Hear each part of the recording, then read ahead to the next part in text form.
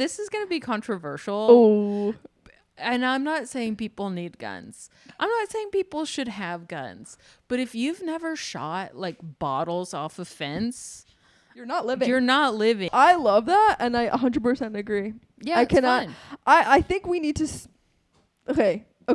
I think we need to start a queer shooting bottles club. Yeah, queer gun club. Queer gun club. We Do have those exist? We have queer Dyke club. Queer- we have yeah. queer book clubs. This is a queer gun club, and it's just biceps. Why am I talking about guns? We're gonna move away from guns. Help I'm me. so sorry. Yeah, I'm non-binary, and I also like guns. Ever, you did that. I was trying to move away.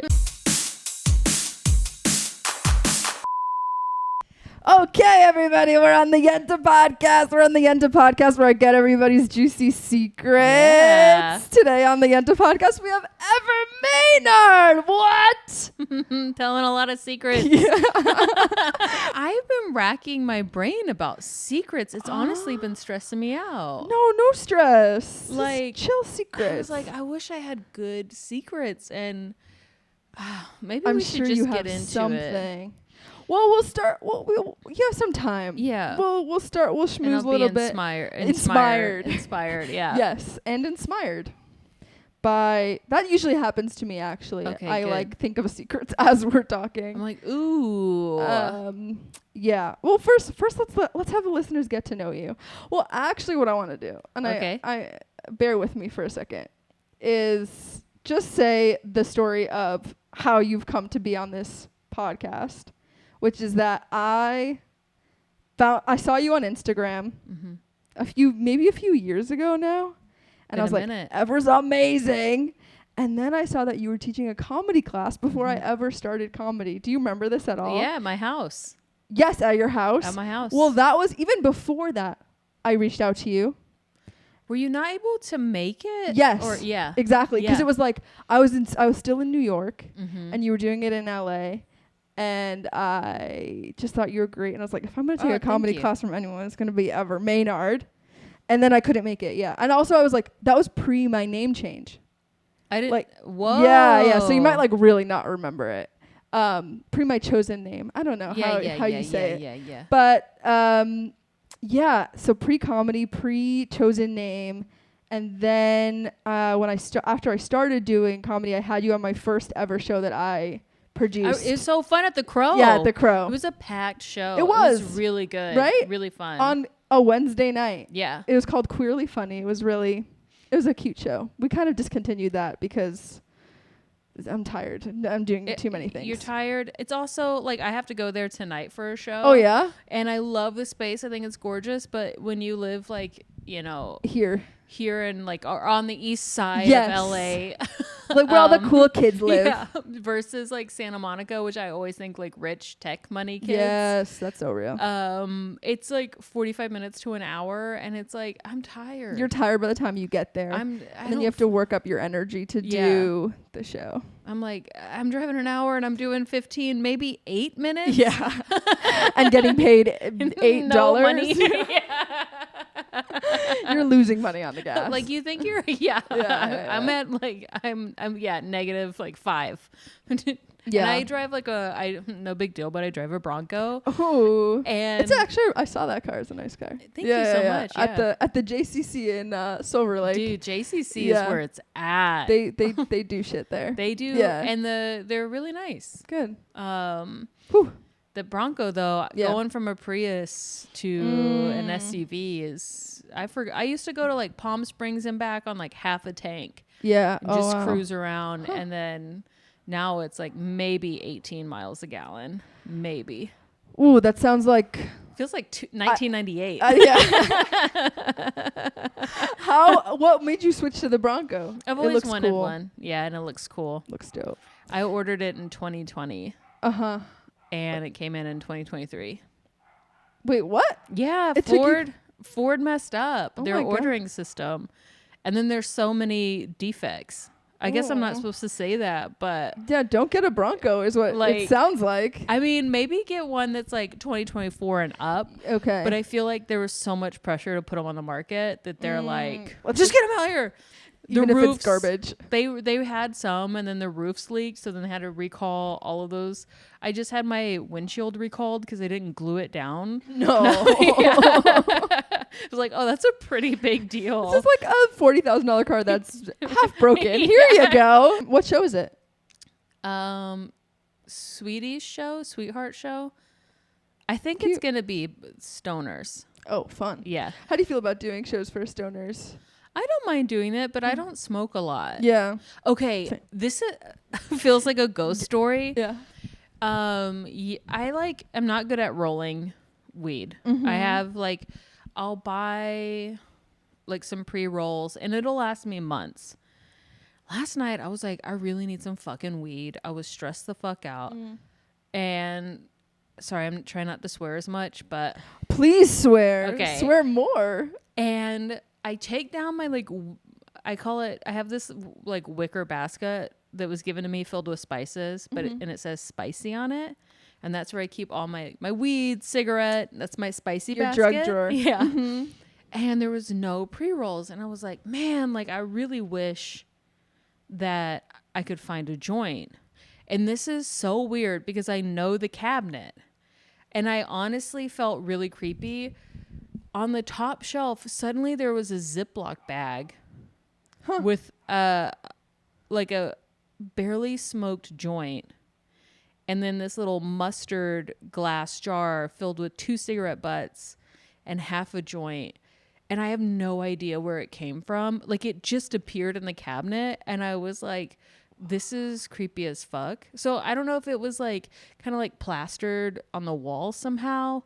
I'm not jostling things around. It was really creepy, but I smoked it anyways. That sounds like a really nice ghost. Yeah, that ghost was like, looking out I for got you. you.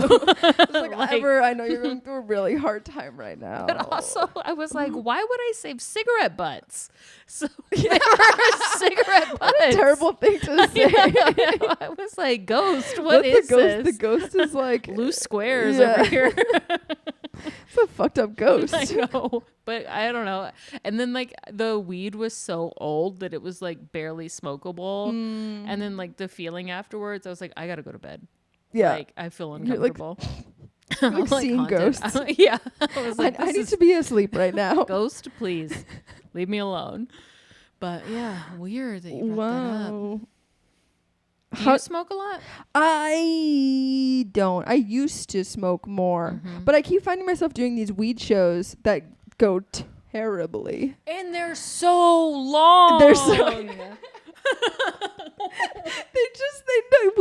people who smoke weed don't want to laugh. Like they want to laugh at a Harold and Kumar movie like 2 minutes after the joke land. You know what I mean? Yeah. Like they're not with it enough to be able to laugh. When you go to a weed specific show, and sometimes people are smoking weed in there on gummies, the vibe is, it's almost like you're going to be there for 4 hours. Yeah. And there's going to be 300 comics. And like really long, boring stories. Really long. And then like the audience members are going to be half paying attention, half walking around. And you're like, this is what I signed up for. This is the dream. This is the dream. Yeah. And I'm getting paid $8 for this. And maybe a joint. $8 is like the sweet spot. Yeah. I'm like, no. Inflation, cost of living is going up, my dude. Oh my gosh. You can, yeah. Yeah. Well, I want to talk about like everything that you've done in comedy, which is like your Vultures 2020, whatever, up next person. That was huge. That was really fun. That actually, I think that came out the day that you did that Crow show with me. Yeah. Yeah. And it was a big deal. It was really fun. It was really cool. Up next, JFL. Mm-hmm. Fucking professional comedian out here. It's really fun. How do you, is it what you dreamed of when you got those things? Yeah, I mean, I think this past year was filled with so many highs and lows. I'm really grateful for JFL and the opportunities that have opened up and presented itself afterwards. But I think also this year is the year where I really felt that comedy can break your heart in ways that you're not prepared for. Tell me more.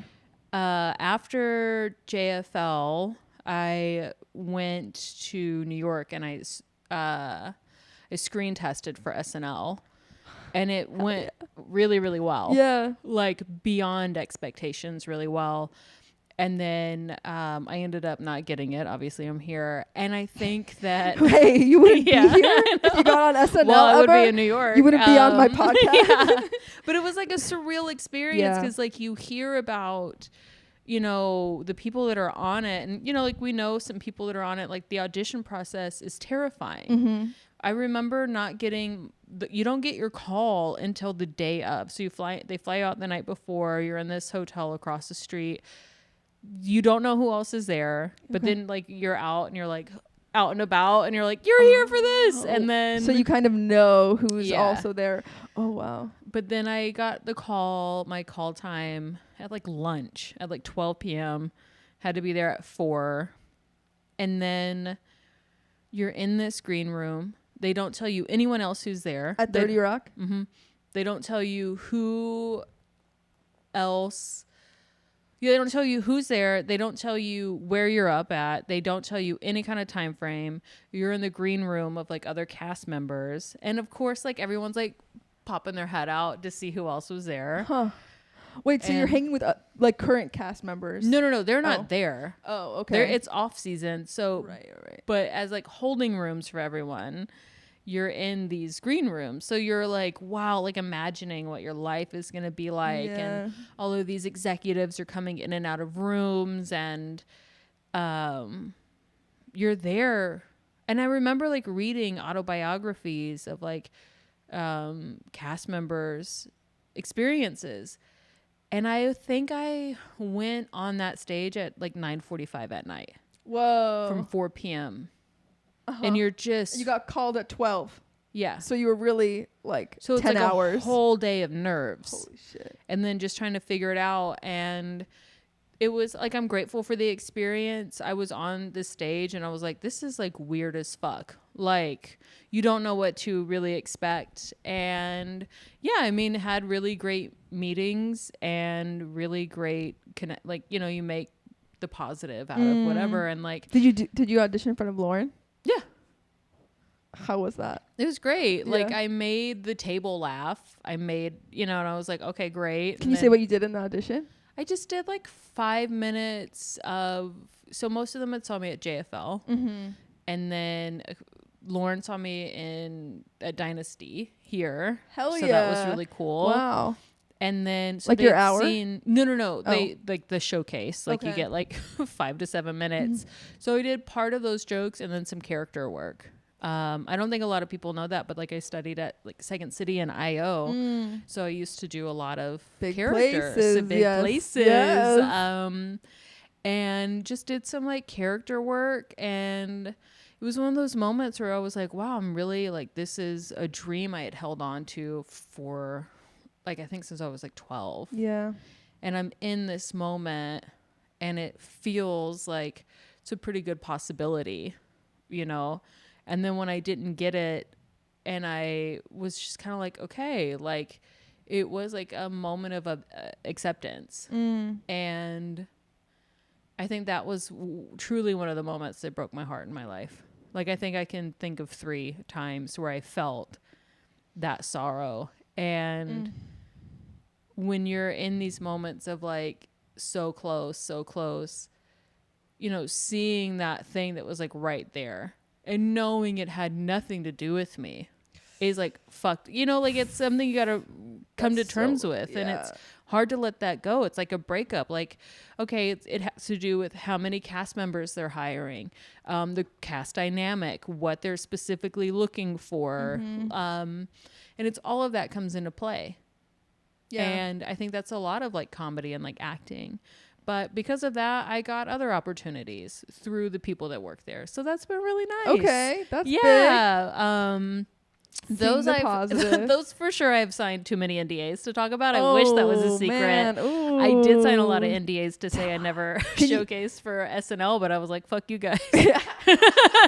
Like you didn't give me. Yeah, fuck you guys for not hiring Ever. They scrubbed through like not that I had anything offensive, but like it was one of the things where it's like, you have to list every single social media account, social media handle, any podcast you might have been on or have. Wow. And they scrubbed through it. But didn't they hire that guy and then like it came out later that he had all these racist tweets and then they fired him? I mean, so I guess they don't really like look that well. Yeah, maybe they don't have like a system that's like in place. But I was like, holy shit.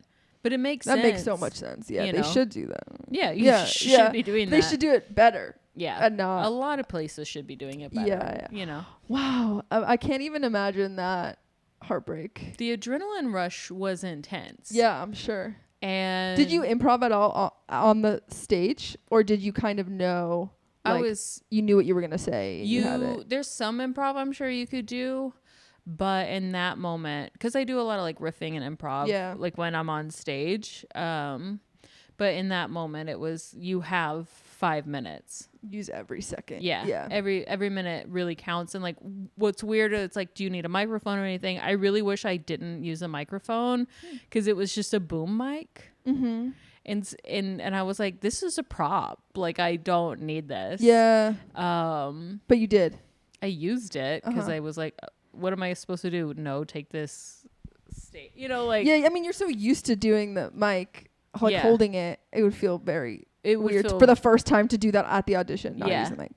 So that was really fun. It was still fun. It was an experience. And you could always audition again, right? Yeah. Like, don't people audition many times before they get it? Oh my God, there were people there that it was like their 5th year. Right. So it's not even like a heartbreak. I mean, yes, but it could be later a reconnection. It was like a get back together. I think that through comedy, I will say one thing I'm grateful for is like, maybe this is not something I would want to be. Mm-hmm. I would love to be a cast member on SNL. Absolutely love it. But it also has opened my eyes and other doors to possibilities that are a little bit bigger. Ooh. Like, yes, SNL would have allowed me to have that great stepping, like, so many of my friends are on it. So many of our friends write for it. Our friends. Well, you know, you're totally. a comic too, you know, like our friends. And that's exciting. And I would love to do that. Yeah. Like, don't get me wrong, but it's also like, okay, like the universe is saying like, here's this, but then also here's this for you. Mm-hmm. And taking that trust in myself and like talent has been a challenge, but it's been incredible. So. Well, what is your dream? I mean, I grew up really watching. I mean, I memorized SNL as a kid.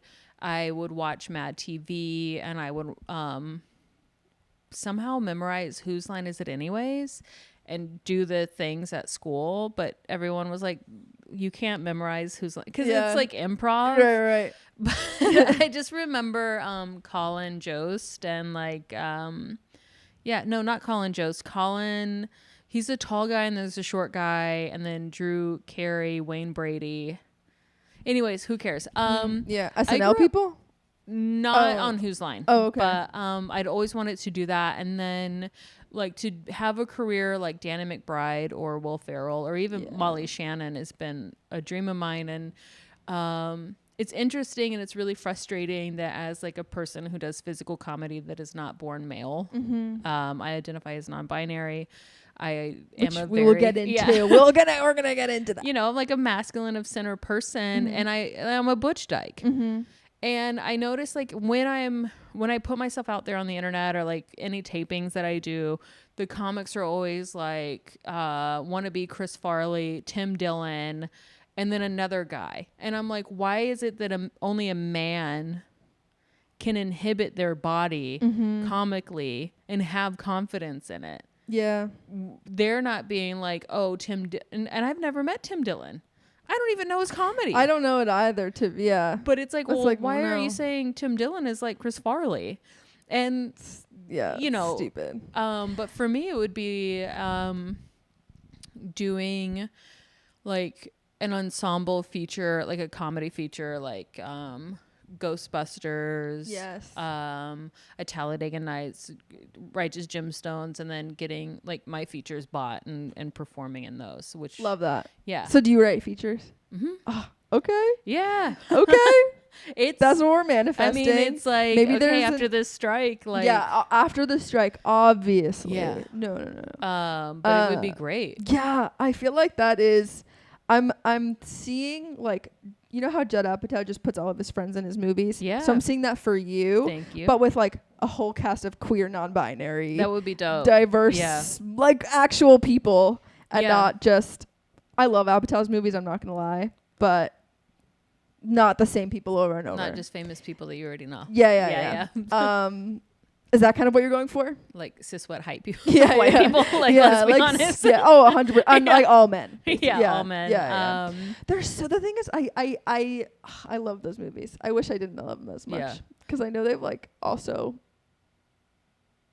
I think they've like raised a generation of men to be a little bit dumb. Just dumb and like, dumb and chauvinist. confident. Yeah. But God damn it, they're so good. They're so good. Yeah. So that's my But dream. I see that for you, but way better. Thank you. What do you want to do? What's your dream? I want to also write and perform in what I write. Yeah. I think that is the dream. Yeah. And that's the best way to go about it. Yeah. And then that's the only way I'm going to get a job. That's the only way I'm going to get a job. Are you fucking kidding me? Yeah. But like all the people that I look up to kind of, they've had to do that. They've had to do that. And, you know what? It's a curse and a blessing. Yeah. Because it's like we'll get to create shit for us because it doesn't exist because no one will hire us. Yeah. For for anything else. For it makes sense. Like too, like it's a look, but also like Bottoms was so fun. I love that and movie. I was like, but like no butch. There was like a soft butch, I would argue. But Yeah. It's also very like soft. to see queers just being weird. So good. And like this is something that you would see more dominantly, like the humor in like a dude movie. Mm-hmm. And that's such a good call. Yeah. And like it's incredible that they were even able to make that. People gave them $11 million. I know. That's what I want. I was like, I need $13 million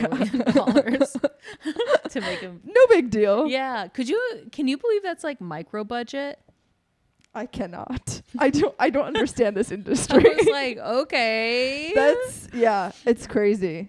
Oh my God. Have you made any like shorts or do you want to direct?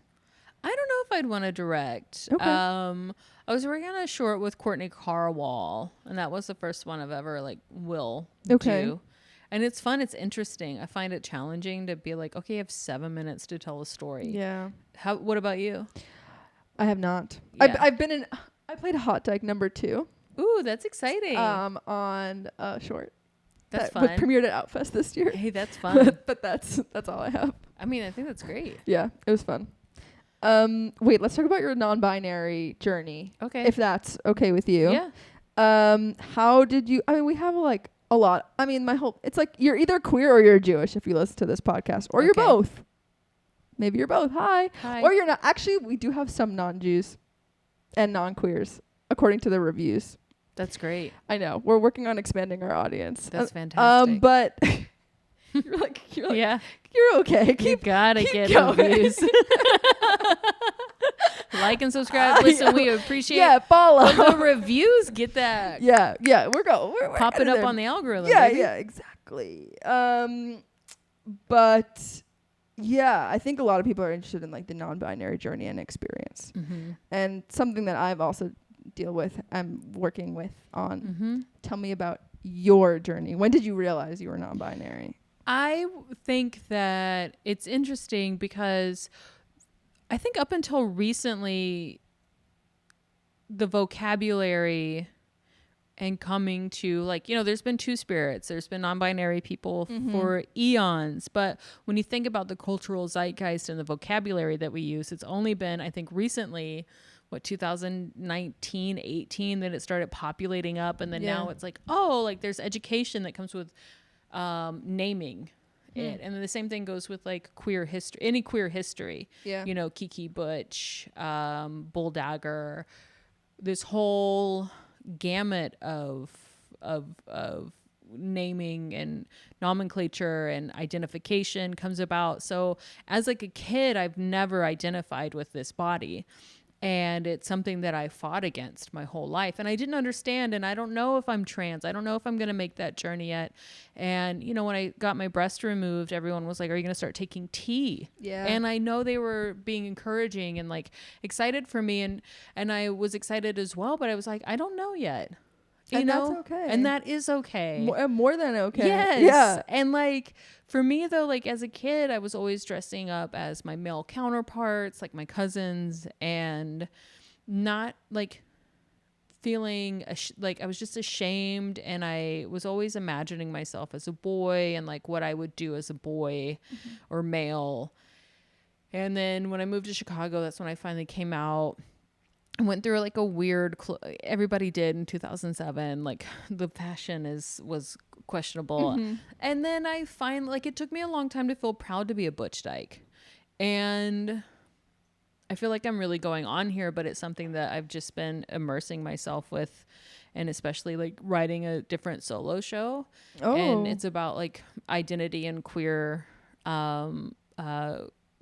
history, but to think about how I felt growing up, feeling the shame of like being a butch dyke and like taking on the, not to be like whatever, like not to be like the trauma of it, but like taking on perceptions of, I guess pop culture, like how people perceive, like even queer people or gay people or non-binary people, of like butch is gross or bad, or you want to be a man, or you wish you were a man, or like or you're supposed to have all this like aggressive energy all of a sudden. And it's like that wasn't who I was, and I was embarrassed. And like, you know, I will say I was in a relationship with someone who, what I'm grateful for is like she really helped me figure out my sense of style. Okay. And she was also very encouraging. Which is on point, listeners. You if so you're not much. watching, wow. Well, it's probably, you probably Hot can't style. tell because I'm wearing mainly all black except my socks. So it might look like a blob. When I a big black blob. Yeah.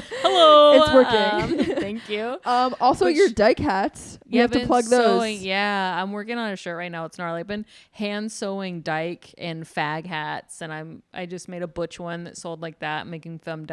They're so cool. Thank you. They're so cool. I'm like waiting for the right one because I'm getting in there. I'm pumped. They sell out like this, guys. Yeah.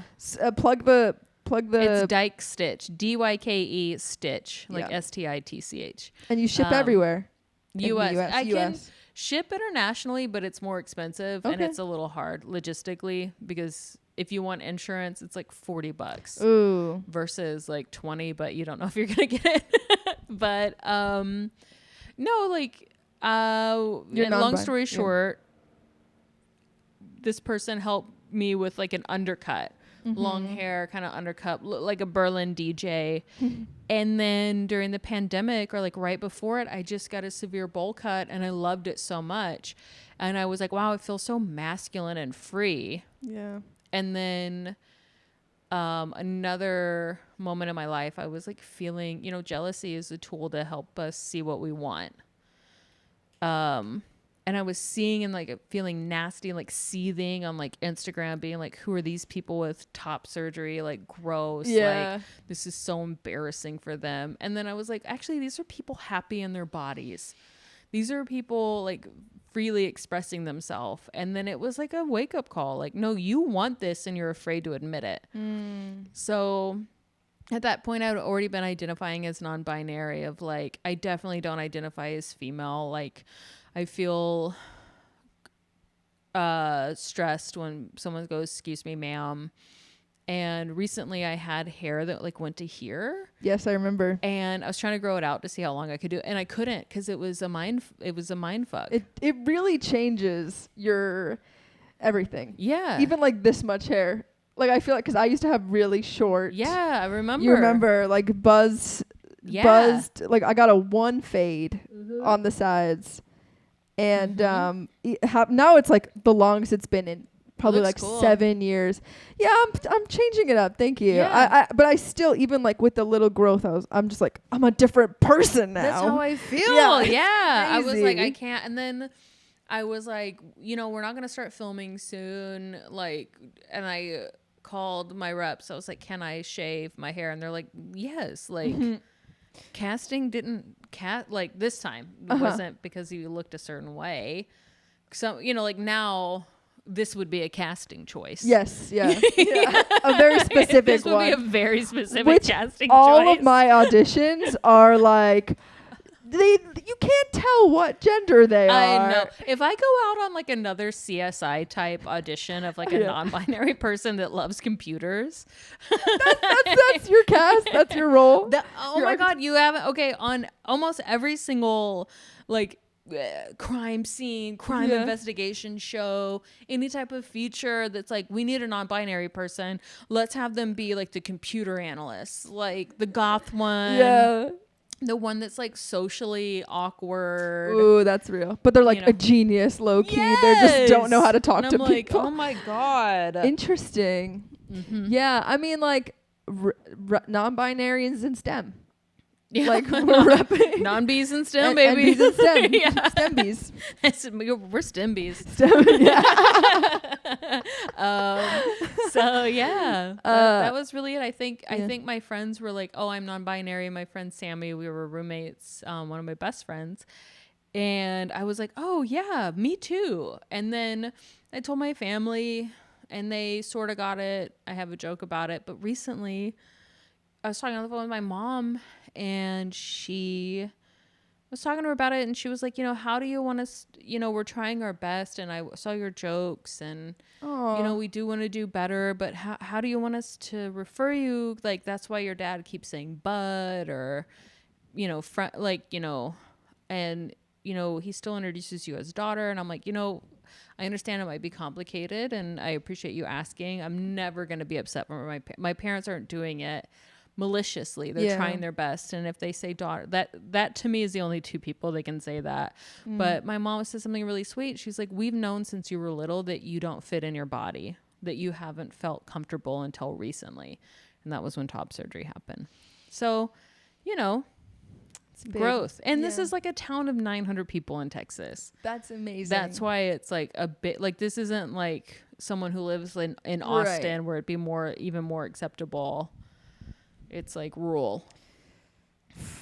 I'm a rural dyke. And hot dyke. Hot rural dyke. Rural dykes in your area. Driving the tractor trailers. Getting milking those cows. You gotta milk, baby. Ooh. But you're from New York. I am. City or? Yeah, Queens. So you've never been have you ever been on a tractor or anything? No. Yeah. You'd be like, no, fuck you. Damn it. Yeah, it's kind of fun. I would love to go on a tractor. Why not? Try it out. How do I get one? You know, out here, I don't know. I don't know. I was like, just go do it. Bring me to your town. I'll go on a tractor. You know, and this is going to be controversial. Oh. And I'm not saying people need guns. I'm not saying people should have guns. But if you've never shot like bottles off a fence, you're not living. You're not living. If you've never like shot a hay bale or a stop sign or a yield sign or a farm to market road sign, no animals, no humans. No. Just signs. Just signs and bottles. Beer cans. I saw lined up beer cans in an alley, like on a dumpster, and I was like, if I had a gun right now, I would shoot these down. And I know we're not supposed to say it, but I know people are feeling it and thinking it. No, I love that, and I 100% agree. Yeah, I cannot. Fun. I think we need to. Okay. I think we need to start a queer shooting bottles club. Yeah, queer gun club. Queer gun club. Do those exist? We have queer dyke club. We have queer book clubs. This is a queer gun club, and it's just biceps. Biceps with tattoos of guns. Yeah, but it's all vegan, like the vegan. The vegan flag. Yeah. Is there a vegan flag? I hope not. I hope not. Yeah, it's too much. Too already. much. Yeah, we don't need that. Jesus Christ. That's so funny. Wait, so you grew up like shooting guns? Yeah, why not? In your 900 person town. Yeah, I mean, you know, there are some people that like have guns for hunting purposes. Yeah. You know, it is Texas and it's a very Second Amendment, you know, state. It's also very problematic to have so many guns, and it's kind of like you become so desensitized to the gun, to the horrors of a gun. Mm-hmm. It's a horrific tool. Yeah. But that being said, it's fun. I would love to shoot up a couch. I'm like, yeah, let me blow it up. Like, I'm looking, I'm like, what can I shoot in this room? Nice couch. I know, it's Don't so shoot nice. this couch. That's why I would want to shoot it. It's a I'm jealous. But yeah, we grew up shooting, and like, you know, hunting season was, I never hunted, but it was really big, and the community I grew up in. And this guy, if you are into guns, his name was Chris. He started A1 Gunworks, and this is a weird shout out I never thought I would be doing. Shout out to guns. Shout out to Chris and the guns. This is what's gonna cancel me. I'm about to get a whole lot of fans and lose a whole lot of fans. I'm about to get a whole lot of Second Amendment. SNL didn't hire you, so we're going for the gun crowd now. Yeah, I'm like, wait. That's what the guy that got fired off SNL kind of did. What? Do you know what I'm talking about? No. The guy that they hired on SNL, I think Luke something. And then it came out that he had all these like racist tweets like 10 years ago, and then they fired him. And then like obviously all the alt-right people fell in love with him because they were like, how could SNL do that? You know? Okay. Or SNL's gonna fire you for that. We're gonna uplift you for that. Double down. Yeah, like kind of like a Louis energy. Okay. You know, like you lose one audience and you find another. Double down, and I'm gonna get this. Yes, you're gonna be the Dyke leader of the alt-right. Roseanne Barr is gonna direct my next special. All because I shouted out A1 Gunworks. Yeah, tell us what A1 Gunworks does. I keep interrupting. Chris, I hope it's worth it. Well, it's veteran owned. Chris, right after high school, served in the Marines. And honestly, the military system, I think, is super fucked for like going to like recruiting that, like, whatever. We don't have time for that. This is about secrets. Yeah. Which we're going to get to soon. But Chris went to a gunsmithing like school. Like it's like a trade school, and he does like beautiful restorations and like custom guns, and like if you're into it, it's incredible. But also like when you think about like in Texas and other, I'm sure, rural and southern communities, one thing that will happen is people would pass down a shotgun or a rifle as like this was your grandfather's. Wow. So like it's like an heirloom, like a sword. Game of Thrones energy. You know, there's the family this is the sword. one that the dragon came over the couch and like the double wide. Yeah. But he can restore that to like it's beautiful. It's like watching an old car being restored. That's nice. Both can kill you, but one more horrifically. I don't know why I'm talking about guns. We're gonna move away from guns. Help me. So sorry. Yeah, I'm non-binary, and I also like guns. Ever, you did that. I was trying to move away, but that's the clip. I mean, if it was a paintball machine gun, you're telling me you wouldn't love to shoot up this whole, not the people, but like the walls. Totally. I would make this place disgusting. Wait, I want to ask because you said your mom saw your non-binary clips. How is that with your family seeing your stand-up? I mean, in general, supportive. They love it. They're good with happy. It. That's good. That's nice. But I mean, growing up, they encouraged me to stay up late and watch. Right. And they would buy me like Eddie Murphy DVDs, whatever like the Walmart had. Yeah. For comedy. For Christmas. That's cute. Yeah. And you would sit there and memorize the lines. Well, the Eddie Murphy DVD, I remember being in middle school when I got it, and I couldn't. We started watching. It's a red leather special, and then immediately they were like, "Go to your room." Because it was the dirty one. Mm-hmm. And then I watched it later, and I was like, "Oh, I see now as an adult. Yeah, why you would not want a 12-year-old? Yeah, 13-year-old. Well, did you grow up religious too in that time? I grew up Christian. Yeah, I have an uncle that's a priest. Cool. They grew up Catholic, but I was also like closeted to myself. But I was like, the leader of Fellowship of Christian Athletes. I led prayer at the flag, but I was also super goth. Ooh. So it was like a really weird juxtaposition of like alt kid who loves to pray.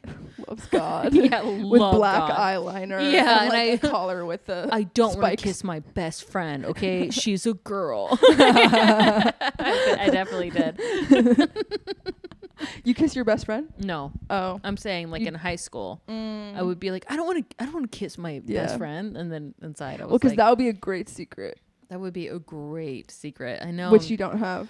Well, I'll say my secret first. Yeah, How tell about me your that? secret. Okay.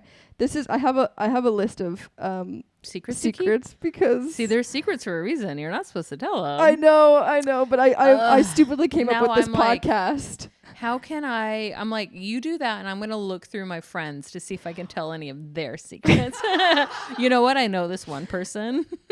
Tell us. No, I don't know. You go first. Okay, Let me see. This is like, I'm thinking of which one I want to tell. Do you want like, I'll let you decide, Ever.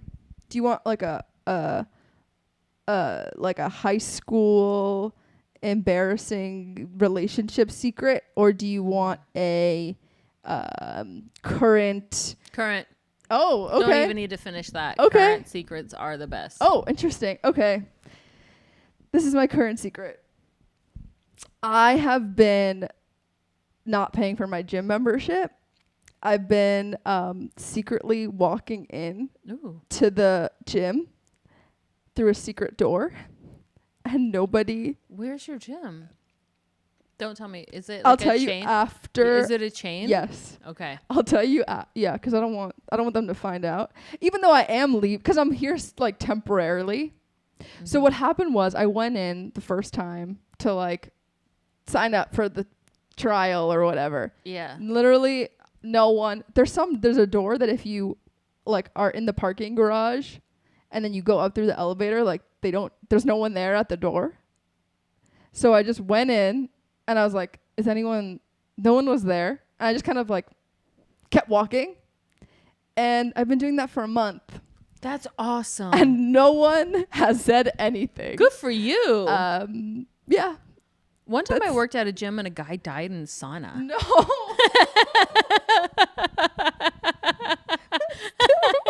Yeah, it really was. He was old. It was awful. Oh my God. Yeah. Snuck Did in you have overnight. to like wait, he snuck in? Did you use the sauna? Well, it was a gym. Everybody thinks this is what happened because this was my day off, so I was not there in the morning. Oh, good. Okay, so you didn't find him. No, but apparently he must have hid somewhere in the gym because closing shift said that they opened because you have to like open it up and like clean the steam room. And said that they didn't see anyone in there, and then the cleaning staff found him. Really sad. That's so sad. Yeah, it was actually really sad. That's so terrible. It's shocking. But the way you said it was so funny. Because it was like, ooh, that's my secret. Yeah, that's not. This was really sad. That's sad. I used to work at the West Hollywood 24-hour fitness. It was really only open for 12 hours. Nice. But yeah, there were always like cock rings and like poppers being found. No. Yeah. That's fun. And in the saunas? No, in the men's dressing room, in the men's locker room. Oh, here's the secret. It was rumored, and I believe it to be true, that the manager at the time was hooking up with people in the spin room. Ooh. He would lock the spin room door, and then they would fuck. That's pretty juicy. That's good. That's it. Consensually? Juicy. Yeah. Okay, like in a fun, sexy way. Okay, in a sexy way of fun, like, listen, we're like hot and heavy because we just worked out and we're really pumped. That is hot. Yeah. I have always dreamt of having like a sexy like a working relationship that leads to like a sexy relationship. You don't want it. Have you had that? Tell us everything, Ever. I wouldn't say that. Okay. My first girlfriend. I love where this is going. She was older. Ooh, for a very long time. I think like 5 years older. Okay. Significant. When a little bit like, more experience. Well, when you're like 24. It's a big difference. And they're like 29, 30. Yeah. I was like, I'm dating a woman. Yeah. And we met doing improv. Already love and it. I was like the first, I guess, lesbian queer experience she's had. Whoa, and that's big. I worked at the Starbucks below, and she worked at Second City above. So we would take a staircase and we would take a walk. So it was sort of like we worked together, but not really. Would spend my breaks up there with her, and then we would take a walk around Old Town and just like ferociously make out in front of people's homes, or sometimes by the dumpster in the alley. So then the breakup happened, and it was awkward and weird, and I would like look away like dramatically when she walked through the halls. I was like, it's too painful. It's too painful. And then when we finally saw each other again out here, we just laughed and hugged. Okay. So it was, a different time. Yeah. Wow. Wait, But it's so how too did that sticky. happen? Because you were her first person? And really, she was mine, because like I'd made out with another girl before, a few other girls, like dance parties, Yeah. but she was like my first ever relationship. Wow. How did it? Who hit on who? It was just kind of natural. And I think she made the first move because she was a little bit older. Yeah. And Hot. I love a woman who's like knows what she wants. Yep. Here just we like, go. let's go. Here it is. Like, I don't have to be like will we, won't pulling we, you. kiss Yeah. me, don't kiss me. Yeah. Like, Now no, I'm tell like me. that. Now I'm like, okay, great, it's on. Yeah. But for a very long time, I was like, I don't know, because I didn't have any experience. Yeah, of course. Yeah. I mean, you're from Queens. Yeah. Crazy shit goes down in Queens. Ooh. You have I no could idea. imagine. No, I grew up an Orthodox Jew. So it was Okay. like there was no action My between cousin, girls or boys. My cousin converted. To Judaism? Yes. Wow. Right after high school. And the whole family thinks he's CIA. That's the only explanation. Well, then he spent a lot of time overseas, and then when he came back, he worked for the Navy at some nuclear power plant. Huh. And I'm like, something's not tracking here. I think you're CIA. That's the family. The family's like, I think he's CIA. I believe it. But he came over for Christmas and Christmas Eve, and like his wife was really sweet, but like it was her first time celebrating Christmas. Wow. Oh, because she's very Jewish. And she was from maybe Ukraine or a country around there. Yeah. There are a lot of Jews there. Yeah. And so I think it was really like her first experience really around Christmas like this. So How did she handle it? yeah, she was fine. I mean, it was also Christmas is nice and easy. It's yeah. like, unless Well, it was you go to Christmas church. Eve, and like we drink. Oh, We'd so our much fam- fun. Love that. It's crazy because like it's wild because our family, at least on my mom's side, everyone has their own cooler of beer. All of the uncles have their own favorite type of beer, Okay. and they sit on their coolers, or they hide beer on the porch, near their cars, and they don't share it. But everybody's drinking it. And then my cousins were there until the very end. And they were walking around the yard finding everybody's hidden beer. I mean, they were like blackout drunk. But I just think it's so bizarre because I was like, Mom, Dad, I'm going to make cocktails for everyone. Nobody wanted that. No, they wanted Keystone Light and Lone Star, which is bottom of the barrel. That was it. And they wanted 12 of them each. They wanted 24 of them 24. each. Oh, God. Yeah, 12. Absolutely. No, sorry. not. I'm so sorry. How could I even think that low? That's insane of me. No. It's not going to do anything for you. Wow. Mm-hmm. Okay, wait. We're a good time. Mm-hmm. I'm trying to think of a good secret for you, and Oh, yeah. Give me more secrets. I don't know if I have any good juicy secrets. Ever, I'm sure you do. You grew up in Texas in a 900 person town. You're a non-binary dyke. Now you live in LA. I'm just telling you what you know about yourself. I know. I'm like, But that is such an interesting story. don't know if I've stolen anything recently.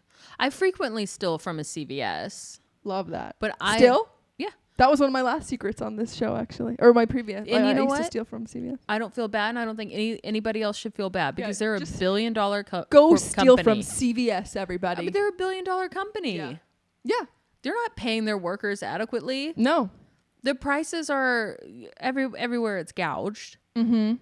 No. What do you steal from them? $50 probiotics. Nice.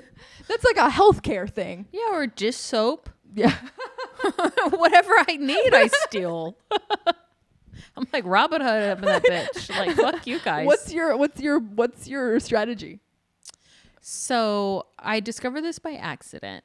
My friend Allie was in town. The person that you have a podcast with. Yes, Allie Clayton. Plug your podcast. Yeah, I have a podcast called Y'all Gay. It's a queer podcast for everyone, hosted by two Southern queers. We really just like talk the shit and just have the most ludicrous stories. But she put something down on the sensor and it said, "Are you using your own bag?" And she was. So she hit yes. So it didn't register what was on the sensor. Huh. And so she was paying, and then she was looking at the receipt. She goes, "Oh, I didn't pay for, like, it was like this like big item." And she was like, "Should I go back in?" I was like, No. And then I figured it out. The sensor goes, "Oh, this is your bag, not a glass." So I put the glass here, beep, and then I pay for one thing. Yep. And then maybe another thing, but then maybe I steal something. And then that's it. That's really the only place I'll steal from. Very smart. What about Amazon? I guess that's harder to steal from. I haven't tried that. Return and like buy and return, or like buy and say it never. How do you do that? I haven't stolen from Amazon, but I have bought a lot of things that I need temporarily. Oh, no. Everybody does that. Yeah, that's like a hack. Yeah. That's not a secret. That's a hack. Everybody should know this. If you ever need anything for a short-term period of time, which I do a lot because I travel a lot. Yeah. It's just you buy it and then you return it. You buy and return. Yeah. It's not stealing. It's a reimbursement. Yeah. Really. I'm helping them. And then, yeah. I think that's great. I told someone that and she judged me very hard for that. Is she rich? I don't think she's rich, but I think she grew up rich. Because one time she also she made a comment about me liking nice things because I didn't grow up with money. Oh, fuck that. Yeah, she's probably rich. But... And also, why should we not like things? Just because we grew up poor? Yeah. I don't know if you grew up poor, but I grew up pretty poor. Yeah. And I do like nice things. And I take care of my nice things. I know, but I think it's like, oh, you like nice things more because you didn't have them. Yeah. Duh. And makes sense. And I'm grateful for it. Yeah. That was a good secret. Mm-hmm. This is like a yenta question, something I like to ask, like, what are you looking for in a person? I mean, I like someone who everyone is like, is kind, but I think there's a lot of, I think it's like such a blanket answer. So I would say women, no men is what I mean by that. When I say people, kind, that know their boundaries, that respect yours, that hold themselves accountable. That's a really big turn on. And when I say kind and knows their boundaries, a lot of people, sometimes myself included, who are nice, who are kind, bend over backwards and do something they don't want to do, within resentment builds. And instead of like being communicative and be like, oh, I want to support you, I want to be there for you, I love you, but right now I cannot do this, or I don't want to go to this party, but you should go have fun, versus someone going like, well, I went to that party with you later on. It's not a good dynamic. So like a good partner is someone who knows their boundaries, and of course you grow together, and then someone who can communicate and is emotionally available. All good things. Love all those things. Yeah, makes a lot of sense. What about you? Do you ever talk about yours? I do. I did. Yeah, I've talked about what I'm looking for, because I'm looking for a wife. Low-key. Okay, that's great. Like, we'll see. Yeah. How do you feel about? Because I say like I want to get married, and people get like, what? Like, that's crazy. I don't think there's anything wrong with that. I do understand like the idea of like, why would you bring the church or the government, or that's such like a his or cishet thing to do. but I feel like a marriage is such like a wonderful bond, and you're celebrating your love. I want the party. Yeah, I'm gonna say it. It's a celebration in front of your friends and family, and I'm a spiritual person. I wouldn't say like in front of like a Christian or whatever God, like my family or Right, because people are like, oh, you only want that because you grew up religious, which they might be right. I'm sure some of it is. Yeah, but yeah, I would like to be married. Yeah, and if not like married per se, I've been saying per se a lot. Fancy. To have a sort of commitment ceremony. Yeah. Oh, I like that word. Yeah. Kind of like with your friends, or at least like a big anniversary. Yes. Fun. Okay, beautiful. The dog is so this dog is going loud. Nuts. This dog is insane. I don't know how. Hopefully you guys won't hear it. There's no way. But this dog's been barking nonstop for an hour and a half. You've just been ignoring it this whole time. Like when I walked up, it was like really barking, and I'm like, wow, that's really rough for the whole complex. It's so annoying. Ever. Like the dog doesn't stop. Like there's got to be tension here. I'm gonna fight the dog. Nope. Yeah. Anything you want to plug before we wrap up? For sure. You can catch me on all socials. I'm gonna, I guess, look at the camera or whatever. Yeah. Oh, look at the camera. You can catch me on all socials at Ever Mainard, EverMainard. Across the board. I also have Dyke stitch, and that's all hand embroidered. The shirts, most of the stuff is upcycled. The hats are new, and those are on like as soon as I get something done, I pop them up, and they're gone like that. So put on the notifications. Yeah, that one's been really fun. And I have a podcast called Y'all Gay, and depending on when this come out, we're gonna be at New York Comedy Festival. Oh hell yeah! November 9th. Me too. Oh really? Yes. Okay, great. November 8th. Oh my gosh. Where are you doing your show? Brooklyn Art House. Okay. What about you? Club Coming. Oh, cool. Yeah. Yes. Very cool. Very cool. I've never done it before. That's going to be really fun. I know. I think it's going to be great. I'm Congrats. scared. Thank you. I've never done Club Coming either. I've never done the comedy festival before. The New York Comedy Festival. Me either. Before. Oh, amazing. So I was going to be like, a lot of fun. I was going to be like, do you have any tips? I think, but it's just like any festival. Yeah. I'm very excited. November 8th. A lot of fun. Yeah, that's so fun. Are you doing anything for you're doing a live shoot of the pod? Yeah. I love that. And then I'll probably try to bounce on some other shows. Yes, hell yeah. Are you doing anything are you having a guest on the Yeah, we're finalizing the guests. So as soon as we have that, it'll be locked in. Okay. So, that's under NDA. That's not under NDA yet, but it's still it's low key. Not even October yet. So people are like, I might be in town, and it's like, okay. They had me finalize all that shit by August. Yes. It was crazy. I was like, okay. I've never been that prepared for anything. I know. I was like, here you go. Okay, great. Well, I'll see you in New York. If not before. Here in LA. I know, it's true. And yeah, I'm going to put all of those links in the show notes for the Dyke Stitch, cool. for Y'all Gay, and Ever on everything. Thank you. And thank you so much for doing this. Thanks for having me. Oh my God, what a dream.